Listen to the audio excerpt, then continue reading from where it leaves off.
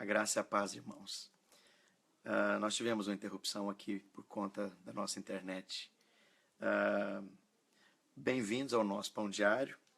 Eu quero convidar você a ler comigo o capítulo 37 de Gênesis.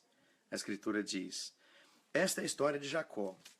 Tendo José 17 anos, apacentava os rebanhos com seus irmãos, sendo ainda jovem, acompanhava os filhos de Bilha, os filhos de Zilpa, mulheres de seu pai, e trazia más notícias deles a seu pai. Ora, Israel amava mais José que a todos os seus filhos, porque era filho da sua velhice, e fez-lhe uma túnica talar de mangas compridas. Vendo, pois, seus irmãos que o pai o amava mais que a todos os outros filhos, odiaram-no, e já não podiam falar com ele pacificamente. Teve José um sonho e relatou a seus irmãos. Por isso o odiaram ainda mais, porque lhes disse: rogo-vos, ouvi o sonho que tive. Atávamos feixes no campo, e eis que o meu feixe se levantou e ficou em pé. E os vossos feixes o rodeavam e se inclinavam perante o meu. Então lhe disseram seus irmãos: reinarás com efeito sobre nós, e sobre nós dominarás realmente?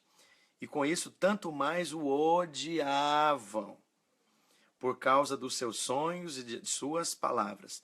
Teve ainda outro sonho, e o referiu a seus irmãos, dizendo: sonhei também que o sol, a lua e as estrelas se inclinavam perante mim.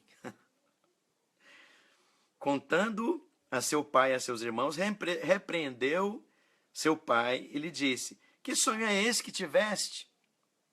Acaso viremos eu e tua mãe e teus irmãos a inclinar-nos perante ti em terra? Seus irmãos lhe tinham ciúmes. O pai, no entanto, considerava o caso consigo mesmo. E como foram os seus irmãos apacentar o rebanho de seu pai a Siquém, perguntou Israel a José: não apacentam teus irmãos o rebanho em Siquém? Vem, enviar-te-ei a eles. E respondeu-lhe José: eis-me aqui. Disse-lhe Israel: vai agora e vê se vão bem os teus irmãos e o rebanho, e traze-me notícias. Assim o enviou do vale de Hebrom a ele, e ele foi a Siquém. E um homem encontrou José, que andava errante no campo, e lhe disse: que procuras? Respondeu: procuro meus irmãos, e diz-me, onde apacentam eles o rebanho? Disse-lhe o homem: foram-se daqui, pois ouvi-os dizer: vamos a Dotã. E enquanto seguiu José atrás dos seus irmãos, os achou em Dotã. De longe o viram seus irmãos e lhe disseram: lá vem o tal sonhador.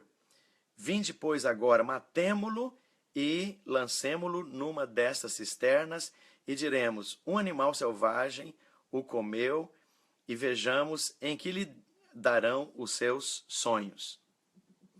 No verso 27, vinde, vendamo-lo aos ismaelitas. Não ponhamos sobre ele a nossa mão, pois é nosso irmão e nossa carne. Seus irmãos o concordaram. Incrível.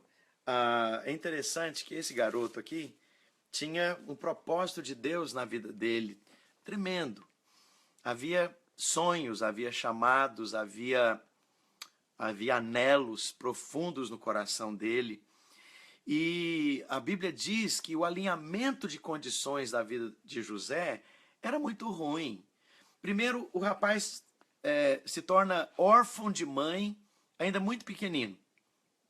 O pai, numa resposta emocional meio desequilibrada, trata o menino como com um super apego, com uma super proteção estranha. A atitude do pai de claramente amar e dar preferência para José, muito mais do que aos outros filhos, criou um ambiente intolerável dentro de casa. Todos os seus irmãos tinham raiva, tinham ódio, tinham ciúme, tinham inveja dele e tratavam muito mal. Então esse menino era solitário, o tempo todo solitário. E agora Deus coloca alguns sonhos, são 2 sonhos, e os 2 sonhos são proféticos, você vai ver que eles se cumprem cabalmente lá no futuro.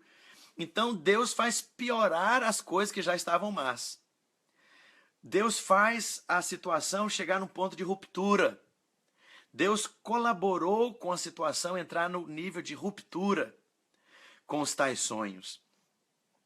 E assim que José conta os sonhos para os irmãos e para o pai, a Bíblia diz, pela terceira vez, os irmãos o odiavam e já não podiam falar pacificamente com ele. Que coisa incrível. E agora, para completar, eles tentam assassinar o irmão e, para fazer algo melhor, ao invés de matar o irmão, eles vendem como escravo o garoto para um país estranho, um país cuja língua ele não conhecia, cuja cultura era estranha, e agora, ao invés de ser o centro das atenções, como era na casa do pai, agora ele vai se tornar um escravo. Que coisa horrível. Que coisa interessante também, por outro lado, porque a Bíblia diz lá em Gênesis, vai lá adiante no capítulo 45, quando José finalmente se dá a conhecer aos seus irmãos, no capítulo 45, verso 4, disse José a seus irmãos, agora chegai-vos a mim, e chegaram-se. Então disse, eu sou José, vosso irmão, a quem vendeste para o Egito. Agora, pois, não vos entristeçais, nem vos irriteis contra vós mesmos, por me haverdes vendido para aqui. Porque para a conservação da vida, Deus me enviou adiante de vós. Como assim? Foram os irmãos que atentaram contra ele, o venderam como escravo, e agora José está dizendo que foi Deus que o enviou adiante deles para a conservação da vida, não apenas da família, mas certamente para centenas e centenas de milhares, talvez milhões de pessoas. Por conta de todo o livramento da fome intensa que haveria de vir sobre toda aquela região naquele período. Onde que nós queremos chegar aqui com isso? Primeiro, Deus vai alinhar cada detalhe da sua vida, talhando você nos mínimos detalhes para ser quem você é, para ser quem você se tornou. Cada detalhe da sua vida, o tipo de família, o tipo de influência, o tipo de circunstância, o tipo de abuso, o tipo de dor, o tipo de tristeza, o tipo de desilusão, os sofrimentos todos, toda a sua formação, a soma.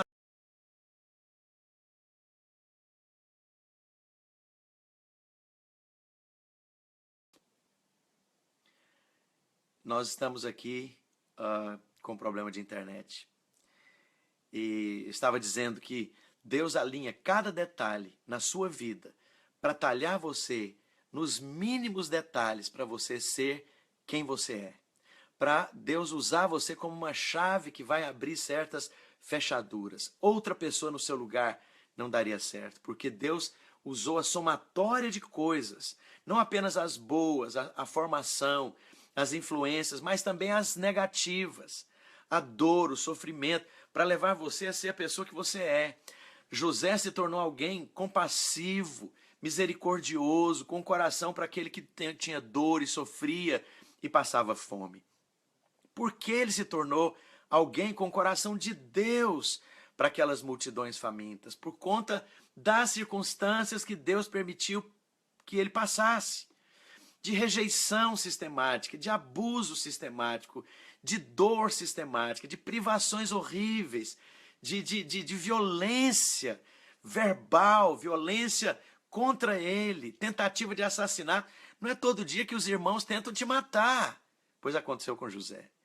E agora ele diz, foi Deus que fez isso, para o livramento que hoje se vê.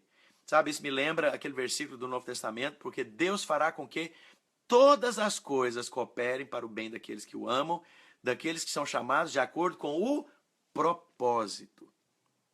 Cada detalhe da sua vida foi alinhada para o propósito. O propósito de Deus é maior do que você, é maior do que eu, é maior do que todos nós. E para esse propósito se cumprir, ele vai talhar cada detalhe, ele vai esculpir cada detalhe da sua história, da sua vida, das circunstâncias.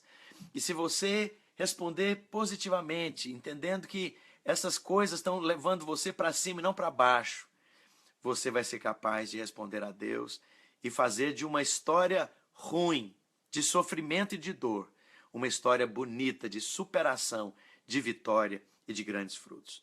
Esse é o meu desejo para a sua vida, que o Senhor levante você de maneira poderosa e cheia de graça para cumprir o propósito dele na sua vida. Você é uma pessoa única, maravilhosa, que Deus fez existir para o cumprimento desses desígnios eternos. Você não está aí onde está, vivendo o que está vivendo, passando o que está passando, à toa. O propósito de Deus alinha cada detalhe da sua vida e da minha vida. Que você possa desfrutar desse propósito, que você possa se alegrar com esse propósito. Recebe o meu carinhoso, afetuoso abraço, que você possa crescer e avançar na construção dos altos desígnios de Deus na sua existência. Um grande abraço a todos.